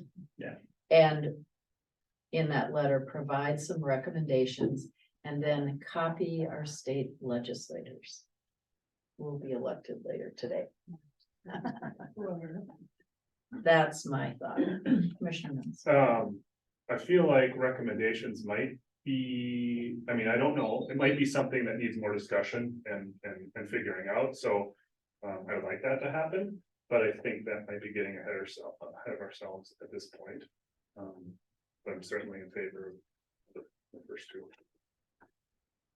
Commissioner Solis. I would offer that rather than give specific recommendations in the note or in the letter, state that we have some, through our research, come up with some thoughts that could mitigate or alleviate, this issue. But that we would want to be engaged with proper people to bring those forward and have full evaluation of those and ensure that, we have ideas. It doesn't mean it's the answer, but it's certainly a starting point towards the conversation. And maybe that's what you're saying, and I just took it the wrong way, so thank you. I think it's important to have AMC behind us too. We will be meeting with them We will be shortly. meeting. Absolutely, good point. I just wanted to say, I'm heading down to AMC tomorrow, and they're gonna give me some legislative testimony training. Great, so. How timely. Yeah, Gonna get polished up. yeah, I've got I'm just gonna talk about something we've always talked about as a group of assessors, which is classification, simplification. Yeah, that'd be good. Other questions or discussion? So is there a motion? Oh, yeah, so moved. I'll make a motion to pay what is owed and to continue and protest and continue the discussion of ways to rectify. Thank you so much, Commissioner Mills. Is there support? I'll support. Thank you, Commissioner Swallow. So we have a motion and support, further discussion. All in favor? Aye. Opposed, motion carries. Right. Moving on to item 9. Administration. Madam Chair, just a few updates today. We are moving forward with the classification and compensation study. We did get numbers back from our consultant, David Drown Associates, showing that we're roughly between 80 and 84% of market on what we're paying staff currently. The consultant presented a proposed pay table that would bring us up to 90% of our comparables. We took that information, we made some tweaks to it, shared it with the working group, and there was consensus to take that information and share it with staff generally. So Thursday this week, we have a meeting scheduled, an all-staff meeting, to share that information with staff to get their feedback, to help the working group finalize its recommendation to this board. So I expect that to come forward to you all here pretty shortly after the meeting. There may need to be some follow-up discussions. I don't know if the working group can finalize its recommendation in one subsequent meeting, or if it will take more than that, but the goal would be to bring the recommendation forward as soon as possible. I just want to respond to comment at public comment just about Administrator Yorkey's role in this process. And I want to state it publicly that we as a board direct Administrator Yorkey. So what he does is on us. And I've been involved in the study and working group as well. And Administrator Yorkey is not pushing anything. He's, I would say, facilitating very fairly and by the book, I would say, really trying to get employee participation. We're really trying to build a team and a culture here. And so I don't want any public perception that our administrator is driving this wage study or changes. It's largely driven by the participants in the working group, and we're using data that's brought in from an outside consultant. So it's he's innocent. Well, I'd go that far and further, but it's going to be a tough conversation, but it's very important for the health of our organization and thereby the health of our community. So, Commissioner Mills, I really appreciate those comments. I will say, I mean, you all are well aware that we've had tremendous challenges in the last 2 years recruiting and retaining staff. And that's a direct reflection of our current pay structure. And yes, we could say we're not increasing pay. We're not going to make adjustments consistent with what's happening in the job market. That would lead to a decrease in the level of service we provide to residents. Just point blank, it would automatically follow. And so what this does is it allows us to not really expand, but kind of just hold our ground in terms of being able to keep folks and keep providing the services that we currently offer. And you know, the other thing about that is just as the commenter said earlier in the meeting, there is inflation going on, and that's affecting our staff. And if we're not compensating them fairly, they will leave the organization and go somewhere else where they can earn more and be better positioned to meet these increased costs. So it's the right thing to do. I don't have a conflict of interest because I don't determine my own pay. That's the board's decision. So yeah. So any other questions about or comments about the process? I'm really, again, I want to sing the praises of the working group. I feel like they've done a really great job helping us consider the information and come to decisions about, you know, how we address this so that staff are being fairly compensated And also balancing the interests of the taxpayers, because that's always the balancing act is how do we make sure that we're treating staff fairly without placing an undue burden on taxpayers? And I'm keenly aware of that need because inflation is affecting everyone. So if there are no additional questions on that, I'll move on to our capital improvement plan update. We have set a date for public meetings to gather input from residents on the information that we've collected to date regarding our buildings. Those meetings will occur on Thursday, December 1st.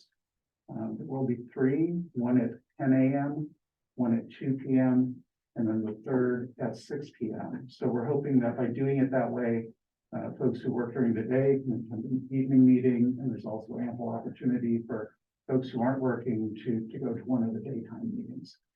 The information that we'll be sharing is all the data that we collected on our buildings currently. Those will be compiled in a facilities condition index, which is basically a rating of how well a building is performing, its general physical condition. And that'll enable us to start prioritizing where we need to focus our capital investments. What it will not be is a proposed capital improvement plan, because we're using the feedback that we get on December 1st to inform the development of a draft capital improvement plan. So we'll be sharing information about where we are at the current state of things and asking people for their feedback in terms of how we should go about prioritizing improvements to buildings, whether, I mean, and we're going to talk about space needs too, because we currently are lacking space at the law enforcement center. We're overcrowded at the courthouse. And so we'll be talking about that, sharing information with the public.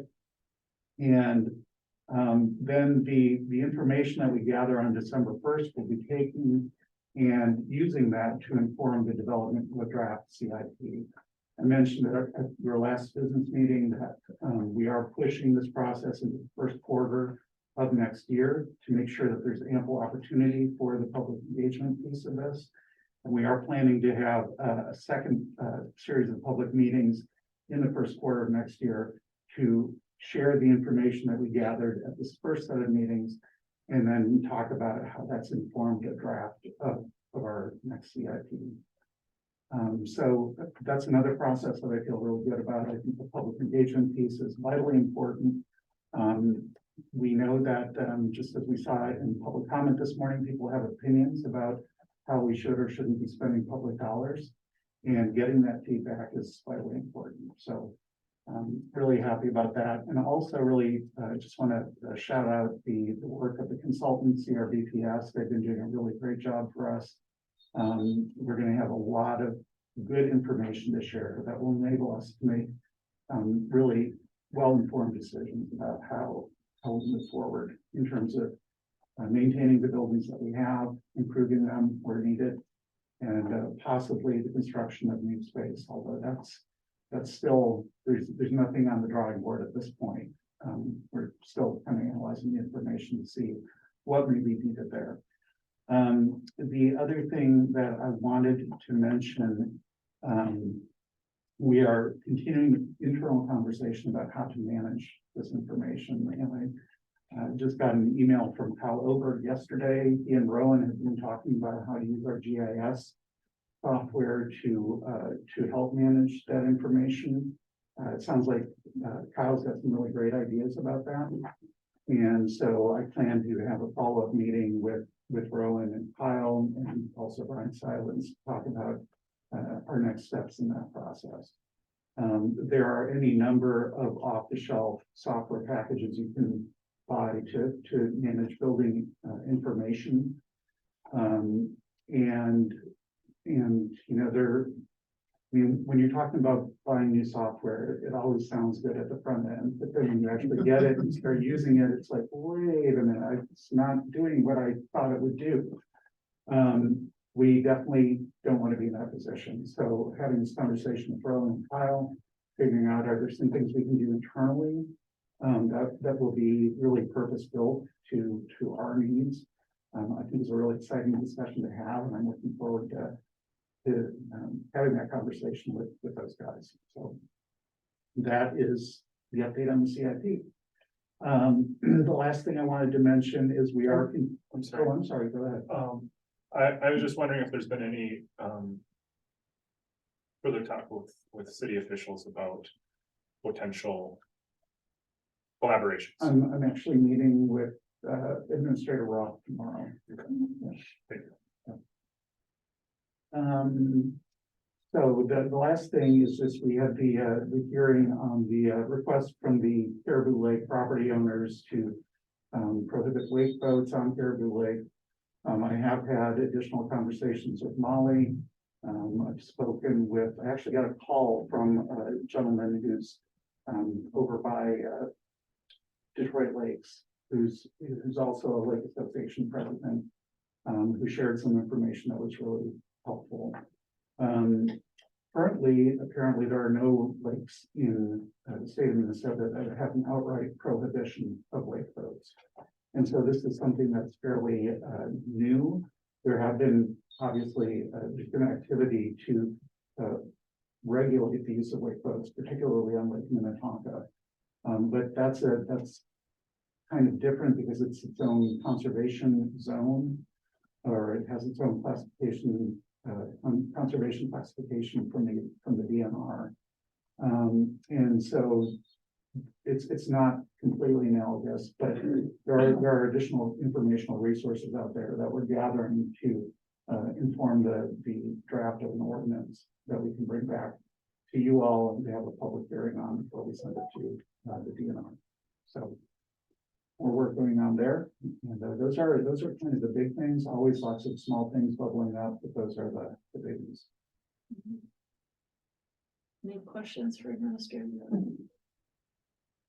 All right, on to commissioner updates, reports or updates. Commissioner Storm.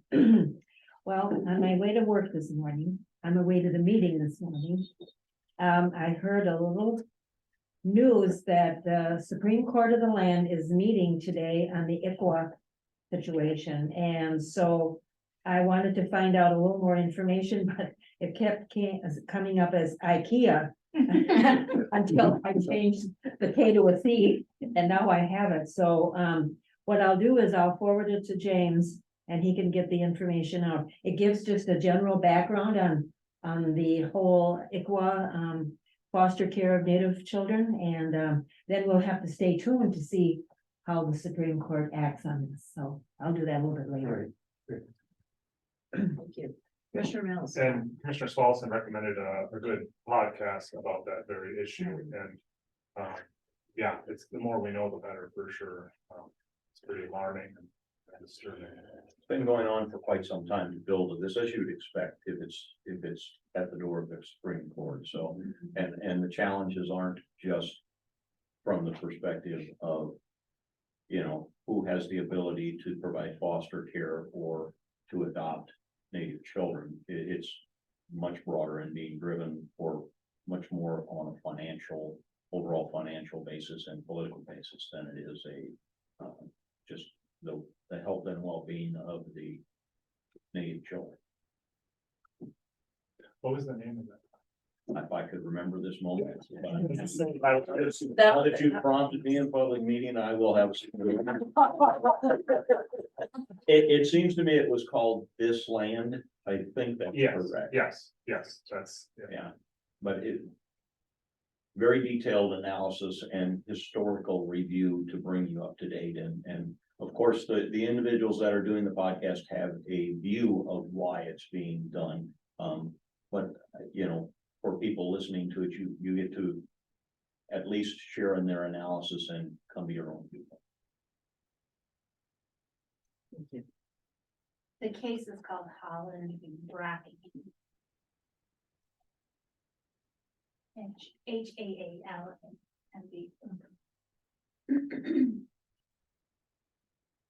Other commissioner updates? Commissioner Mills. I just want to publicly apologize to Commissioner Hawkins at our last meeting. We had a little back and forth around the EDA stuff, and And I just made some assumptions that were inaccurate and I was corrected and I appreciate that, so. I'm sorry and thank you. Well, thank you. I didn't feel the need for an public apology, but thank you, and we get along fine. Yes. I appreciate that we can give each other back and forth, because, and still like each other. Yes. That's important for the public to know. Yes, and I just felt that my back or forth, whichever way, was not appropriate. So it wasn't rude or necessarily, but it was just reactionary, so.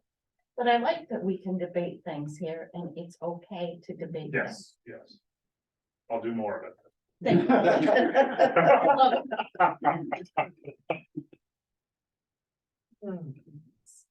All right, we'll move on to meetings to note. We have truth and taxation coming up November 29th at 6 p.m. in the Commissioners' Room. And then our CIP open house on Thursday, December 1st. And Commissioner Hawkins and I spoke a little bit before this meeting, where we both sit on the Budget and Facilities Advisory Committee and are anxious to be at these meetings. But we also thought it might be appropriate to see if other commissioners would like to sit in on one of those sessions. We can just kind of divide them up. I would certainly like to attend one. All right, do you have a preference? I don't. So you guys look at your calendars and decide, but I would like to attend at least one. Okay, Commissioner Storley, do you have a time you would like to attend? Well, let's say 2 o'clock. All right, so we'll have Commissioner Storley at 2. And Commissioner Mills, I certainly would like to attend. I'm sorry, how long were they planned for? So they're blocked for 2 hours. There's gonna be a short presentation at the beginning of that block.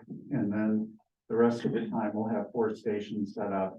And so people will be able to circulate. There'll be a different component of information at each station. And there will be staff and CRBPS reps at each station to ask questions and provide answers. So I think 6 p.m. would be. 6 p.m. All right. And that leaves you, Commissioner Spallison, with 10 a.m. 10 a.m. All right, very good. And Commissioner Hawkins, do you have a preferred time? I'll show up whenever I'm told to be there. All right, I would prefer to go earlier in the day because I have a 6 p.m. meeting, so could I do the 10 a.m.? Yep. And you want 2 or 6? Actually, I don't mind both. All right, a glutton for punishment. So much fun. all right, thank you. All right, we've got that covered. And then December 4th through 7th, our AMC annual conference. And on to recognition of staff. So we have Jesse Backstrom from the Highway Department, 9 years. Paul Bernier, Recycling Center, 3 years. Grace Grenager, PHHS, 4 years, probably seems like 8. Ben Hadley from the Highway Department, 3 years. Angela Coleman, our Sheriff's Department, 1 year. Morris Klugstad from the Highway Department, 9 years. Steve Olson from the Highway Department, 2 years. Anna Ross, PHHS, 3. Joe Ruth, Land Services, 14 years, and a lot of Monday meetings. Rick Sturm, Recycling Center, 27 years. It's quite amazing. He's only 28 years old. Cooper Turnus, PHHS, 7 years. Jim Wallner, Maintenance, 8 years, and Heather Wicklander, the Sheriff's Department, for 7. Long, lengthy list, and we're so fortunate to have them with us. And we have a couple of new hires, which we mentioned earlier, April Jensen and Allie Iverson, Public Safety Telecommunicator and Jailer. We filled both of those. Thank you, Commissioner. All right, with that, any further business? Not, I'd accept a motion to adjourn. So moved. Thank you, Commissioner Mills. We have support. All in favor? Hi. Aye. Opposed? We are adjourned.